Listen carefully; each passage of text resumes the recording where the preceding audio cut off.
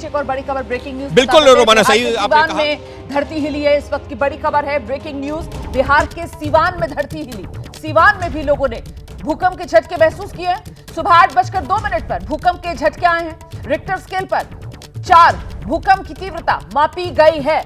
तो लीजिए, अभी तक तो दिल्ली में ही सुबह 5:36 पर जो भूकंप आया उसको लेकर जानकारी थी। अब ये एक और खबर है, बिहार में भी भूकंप आया है। बिहार के सीवान में धरती हिली है और सीवान में सुबह 8:02 पर भूकंप के ये झटके रिक्टर स्केल पर 4 इस भूकंप की तीव्रता मापी गई है। जल्दी से आपको लेकर चलेंगे अंकित गुप्ता के पास। अंकित, ये तो एक तरीके से खतरे की घंटी हो सकती है कि दिल्ली से लेकर बिहार तक जिस तरीके से धरती डोल रही है। अंकित,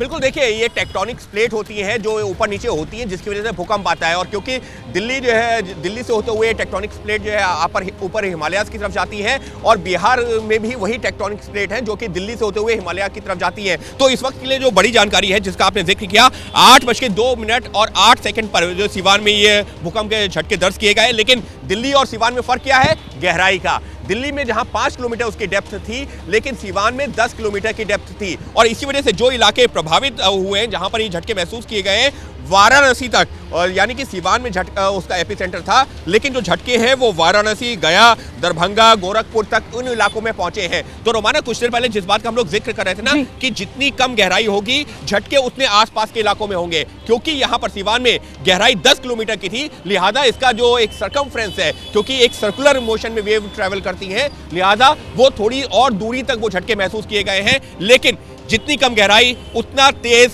उसका महसूस होना, और वही हुआ है दिल्ली में, जो एक घड़घड़ाहट के साथ में ये झटके महसूस हुए हैं।